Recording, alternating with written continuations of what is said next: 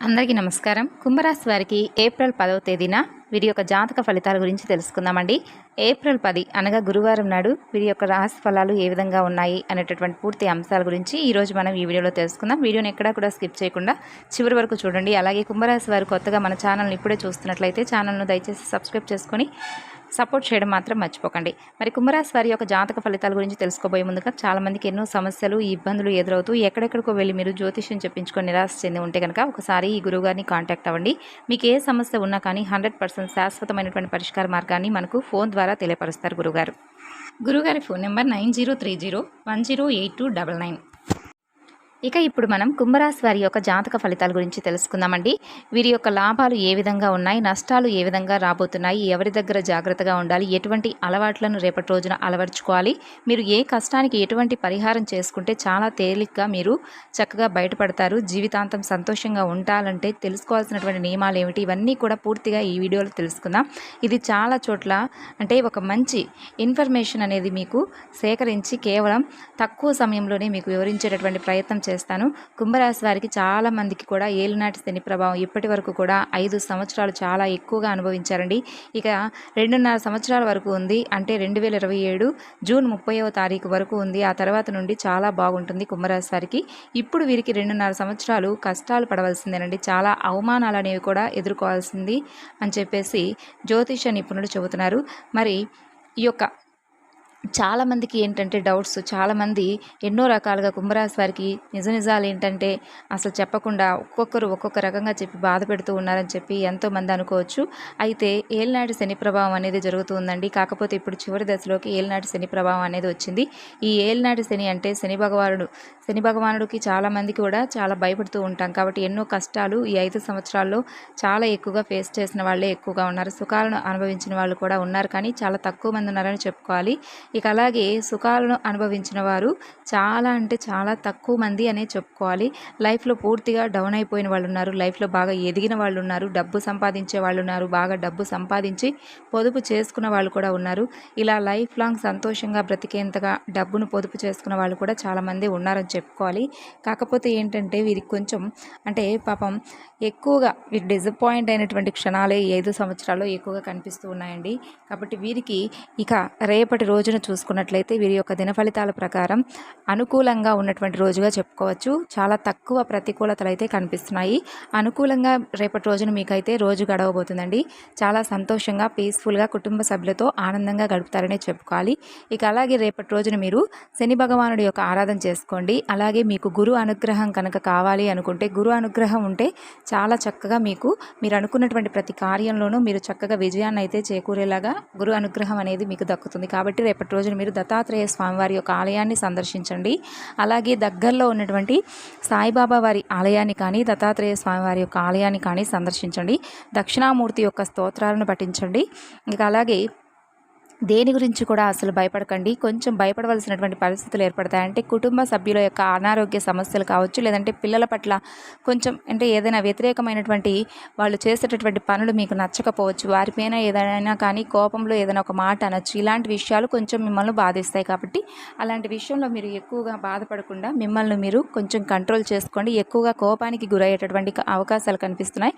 ప్రత్యేకంగా చెప్పాల్సినటువంటి అవసరం లేదు. మీకు ఎక్కువ కోపం వస్తుంది, కానీ కోపాన్ని కొంచెం నిగ్రహించుకోండి.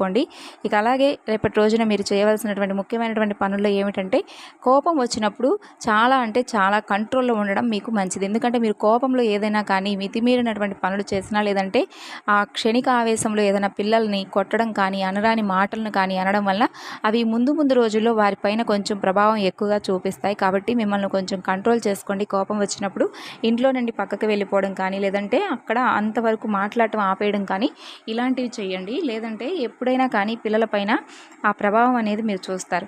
ఇక అలాగే రేపటి రోజున బాగా కష్టపడతారండి. కష్టానికి తగినటువంటి ప్రతిఫలం అనేది శని భగవానుడు తప్పకుండా మీకు చూపిస్తాడు. ఈ విషయాన్ని గుర్తుంచుకోండి. అలాగే ఈ విషయాన్ని గుర్తుంచుకొని మీరు చేస్తున్నటువంటి పని పట్ల కాస్తంత ఎక్కువ శ్రద్ధ చూపించండి.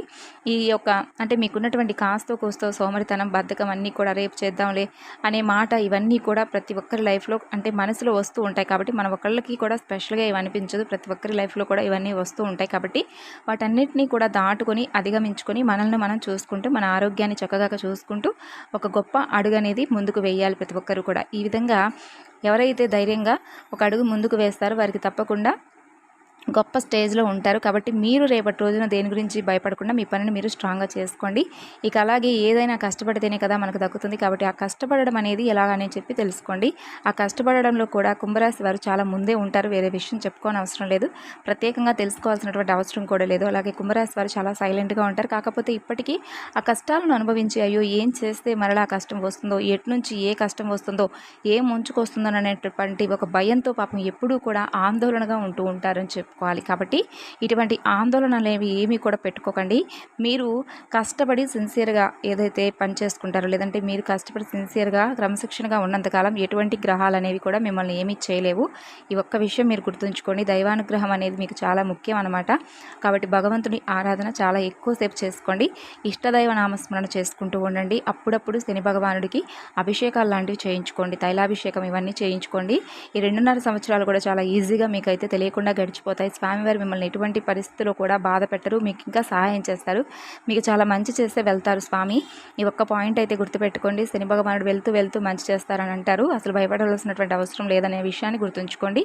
ఇక ఈ కుంభరాశి వారికి రేపటి రోజున చాలా మంచి యోగమైనటువంటి రోజు అని చెప్పుకోవాలి. కొత్త సంవత్సరం వెళ్ళిన తర్వాత మళ్ళీ ఈ కొత్త నెలలో రేపటి రోజున అంతటి అద్భుతమైనటువంటి బ్రహ్మాండమైనటువంటి అనుకూలంగా రేపటి రోజున కనిపిస్తుంది. ఉద్యోగరీత్యా, వ్యాపార రీత్యా చిన్న చిన్న బిజినెస్లు చేసుకునే వారందరికీ కూడా పట్టిందల్లా బంగారం అవుతుంది.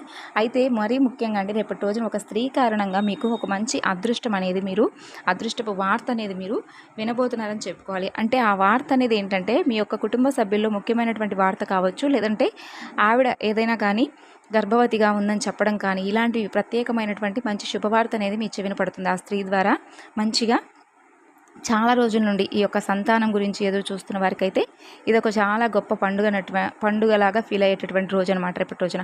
కాబట్టి స్త్రీ ద్వారా మీకు చక్కగా మీ యొక్క భార్యాభర్తలు ఇరువురు కూడా చక్కగా పండుగ చేసుకునేటటువంటి రోజుగా మీరు రేపటి రోజున తెలుసుకుంటారు. ఎందుకంటే చాలా రోజుల నుండి ఎదురు చూస్తున్నటువంటి ఆ సంతానం గురించి ఒక్కసారిగా మీరు ఆ శుభవార్త వినడం ద్వారా చాలా అంటే చాలా ఆనందంగా ఉంటారు. లేదంటే భార్య ద్వారా కావచ్చు, లేదంటే మీ చెల్లి కానీ, లేదంటే అక్క కానీ, ఇలా ఎవరైనా కానీ మీ చెవిన ఒక మంచి శుభవార్త అయితే వేస్తారు సంతానం గురించి. ఇలా నేను గర్భవతిగా ఉన్నానని చెప్పేసి ఒక మంచి న్యూస్ మీ కుటుంబాలలో ఉన్నటువంటి ఆడవాళ్ళకి ఎవరికైనా కానీ చాలా రోజుల నుండి సంతానం పట్ల ఎదురు చూస్తూ ఉన్నవారికి మంచి శుభవార్త అయితే దీని గురించి మీరు వినబోతున్నారని చెప్పుకోవాలి. ఇంకా అలాగే మీకు రేపటి రోజున విద్యార్థులు కానీ, లేదంటే విద్యా, వైద్య, సాంకేతిక నిపుణులు ఇవన్నీ కూడా వీటికి సంబంధించిన వారికి కూడా చాలా చక్కగా వారి వర్క్స్లో వారైతే బిజీగా కాలం అనేది గడిపిపోతున్నారు. చక్కగా కొంచెం ఒత్తిడికి లోనైనప్పటికీ కూడా మిమ్మల్ని మీరు చాలా ఎక్కువగా స్ట్రాంగ్గా ఉండేటట్టుగా చేసుకుంటారు. ఎమ్మటే రిలాక్స్ అయిపోతుంటారండి. అలాగే కష్టపడి చదివి ఎవరైతే విద్యార్థులు మంచి మార్కులు రావాలని చెప్పి ఆశిస్తూ ఎదురు చూస్తున్నారో వారికి కూడా మంచిగా ఉంటుంది. ఇంకా అలాగే ఇంకొక గుడ్ న్యూస్ కూడా రేపటి రోజున వినేటటువంటి అవకాశాలు మీరు తొందరలోనే, అంటే రేపటి రోజున వింటారు, కానీ దానికి సంబంధించినటువంటి వార్త వింటారు. దానికి పూర్తిగా ఆ గుడ్ న్యూస్కి సంబంధించి అతి త్వరలోనే వింటారని చెప్పుకోవచ్చు. అదేంటంటే భార్యాభర్తల మధ్య చిన్న చిన్న డిస్టర్బెన్స్ వచ్చి ఎవరైతే విడిపోయి ఉంటారో అటువంటి వారు మరలా తిరిగి కలుసుకుంటారని చెప్పుకోవాలి. మంచి శ్రద్ధతో మంచిగా అండర్స్టాండింగ్తో ముందుకు వెళ్తారు. భార్యాభర్తల మధ్య మంచి అనుకూలత ఏర్పడుతుంది. చక్కగా మంచిగా ఆ కాపురం అయితే ముందుకు వెళ్తుందని చెప్పుకోవాలి. అలాగే నలుగురిలో వారికంటూ ప్రత్యేకమైనటువంటి గుర్తింపు కూడా మంచిగా తెచ్చుకుంటారు. ఇక సంతానపరంగా కూడా వారికి నచ్చినట్లుగా సంతానం అనేది బిహేవ్ చేస్తూ ఉంటారు. కాకపోతే కొంచెం ఏదైనా వాళ్ళు చేసేటటువంటి పనులు మీకు కొంచెం కోపం తెప్పించే విధంగా ఉండడం సహజం. కాబట్టి కొంచెం మీరైతే కోపాన్ని కంట్రోల్లో పెట్టుకోవడం చాలా అవసరం. ఓవరాల్గా చూసుకున్నట్లయితే కుంభరాశి వారి యొక్క జాతక ఫలితాలు ఇవ్వండి. మరి తెలుసుకున్నారు కదా, తిరిగి రేపటి వీడియోలో కలుసుకుందాం. అంతవరకు నమస్కారం. Thanks for watching.